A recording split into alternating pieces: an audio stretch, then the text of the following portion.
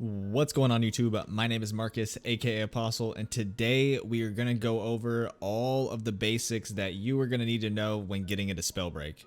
I've been playing Spellbreak for a little over 2 years now, and I've seen a lot of new players get into the game. I've seen a lot of issues that they've had, and I've seen the learning curve over this entire time that I've been playing the game, so I'm going to do my best to try to make your learning process as easy as possible. There's going to be a lot of information in this video, but I tried to break it down to be the best intro video that you can use while getting into Spellbreak.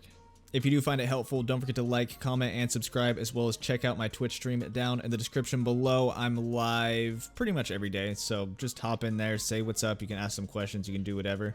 Anyways, let's get you guys set up to dominate your Spellbreak lobbies.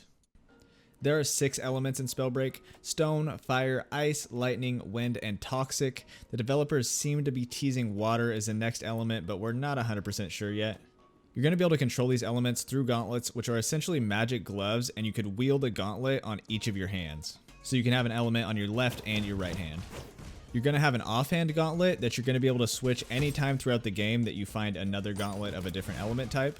And you're going to have a main hand that you're going to be stuck with for the entire game. No, you're not able to carry 2 of the same element. The main hand that you're stuck with is going to be determined by which class you pick before starting each game. Each class is going to correspond to a specific element and has a passive ability as well as 3 unique abilities that you unlock throughout a game. These abilities are unlocked by reaching the next zone in a Battle Royale mode, or if you're playing the Dominion game mode, they're going to unlock at specific times. Before hopping into a game, I highly recommend reading through each of the class's abilities and to see what's intriguing to you, but also see what can be used against you. If you want to be really prepared, you should hop into the practice mode as each class and test all the abilities to get a feel for how they all work. The abilities may seem clear on paper, but play out differently than you thought once you try them, so I highly recommend doing this. For each class, you're going to be able to select a set of talents to go with it. You can think of talents as picking a skill tree. The talents you pick are going to make you stronger in different aspects of the game and allow you to make a build that fits your specific playstyle. You're allowed to pick 1 talent from each of the 3 categories: mind, body, and spirit. Alongside its category, each talent has a corresponding cost to it, and you have 7 points total to spend. If you've played Call of Duty, this is a similar system to your weapon attachments. Once you're in game, there's going to be a few items you're going to want to look out for. These items are going to be found throughout the world in the BR mode or purchased through the store if you're playing Dominion. You're always going to start at the bottom level and work your way up every single game. Boots are going to increase your run speed, amulets are going to increase your max mana, which is essentially your ammo, and belts are going to increase your max armor. In Dominion, these items are replaced by blessings that you can buy. In Spellbreak, there's also different potions that you can acquire. Red potions are going to heal your health, and blue armor shards are going to heal your armor. These come in different sizes: small, medium, and large. The larger they are, the more they heal, but also the longer they take to consume. There's also safeguard potions, which heal for both health and shield. Once you take a potion, all of your healing is going to be done over time. The amount that you're going to be healed over the given time is shown by this bar. You're going to want to keep an eye on this to be careful not to waste potions healing more than your max. This is going to have no benefit unless you take damage while you're healing. The last type of potion is the knowledge potion. Once you consume these yellow potions, these are going to grant you 2 extra charges of each of your gauntlet's sorceries and 2 extra rune charges. So what are sorceries and rune charges? Sorceries are your gauntlet's secondary attack. Unlike your primary attacks, these are going to use no mana, but they're on a cooldown timer. So once you use them, you're going to have to wait to use them again. Your rune is an item that you're going to find or buy depending on which game mode you're playing, and it's going to grant you a specific ability. You can find runes that are going to allow you to do things such as rewind time, see opponents through walls, or fly. Similarly to your sorceries, runes are also on cooldown timers, and as you can imagine, managing these timers effectively in combat is extremely important. Alright, let's talk a bit about combat. Like mentioned previously, your gauntlets have both a primary attack and a sorcery. Your primary attacks are your main sources of damage. These attacks use mana, which is represented by this bar right here, and once you run out of this mana, you're going to be forced to recharge. If you stop shooting for a bit, your mana is going to recharge on its own. Levitating is also going to use mana, but we're going to get into that a bit later. Your sorceries are abilities that affect an area on the battlefield. The reason I call sorceries abilities and not attacks is because they do much more than just inflict damage. You can pair your sorceries with your class abilities for increased movement, you can split the battlefield with firewalls, you can freeze opponents that get too close, and you can pull in enemies and projectiles with your tornadoes. Tornadoes are actually not going to do any damage unless they're combined with fire or toxic. Oh yeah, I forgot to mention, your elements are going to be able to combine for different effects. These combinations are actually what gives sorceries a lot of potential. Yes, you can combine elements for increased damage, but you can do so much more with combinations, such as stun nearby players with lightning combinations and block certain attacks that are coming your way. You're going to want to learn how each element combines for maximum potential. For instance, firewalls are going to block toxic sprays or frost snipes, but the flames are useless against lightning or wind, and they even combine with stone for increased damage.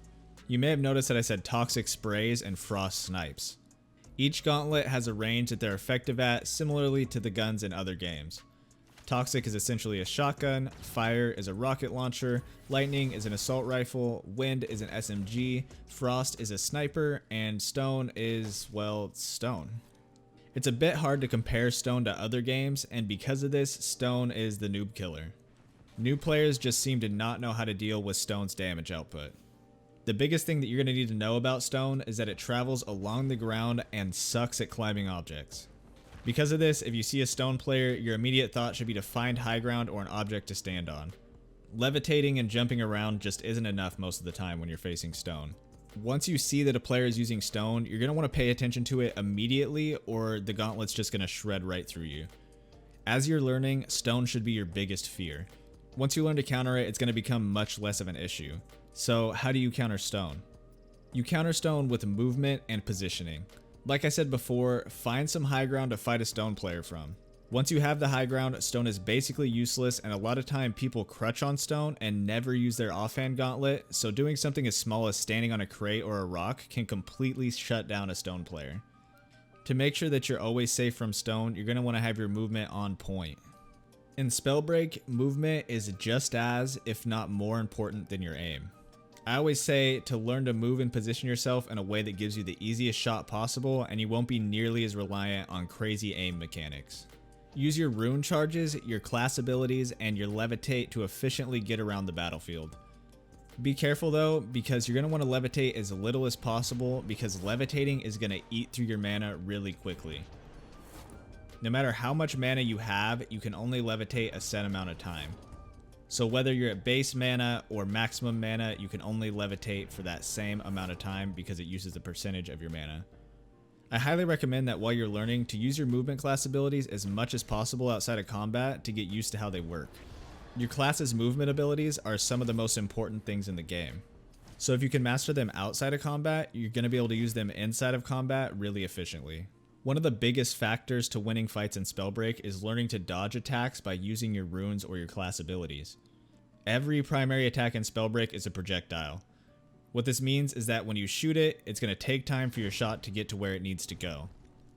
Some attacks travel fast, like ice, and others travel slow, like fire, but no matter what, once that shot's fired, your opponent doesn't have control over it anymore. While the shot's traveling, you have time to activate a rune or change your direction you're moving to dodge the shot. This dodge and attack playstyle is what really sums up Spellbreak's combat, and mastering both the offensive and defensive sides of combat is what's going to make you a master. Don't forget, your sorceries have both an offensive and a defensive role, and I recommend mastering the defensive role first. Get good at blocking and dodging, and it's going to open up opportunities for you to do damage yourself. I have an in-depth guide on movement and basically any other topic in this video. If you want to learn how to use a specific gauntlet, class, or just want to know how to better use stone, you can find those videos on my YouTube channel. You're also welcome to come to the live stream and ask questions. Both myself and my chat are willing to help. If you did find this video useful, don't forget to like, comment, and subscribe, and check out the Twitch stream. My name is Marcus, aka Apostle, and I'll see you guys in the HoloLands.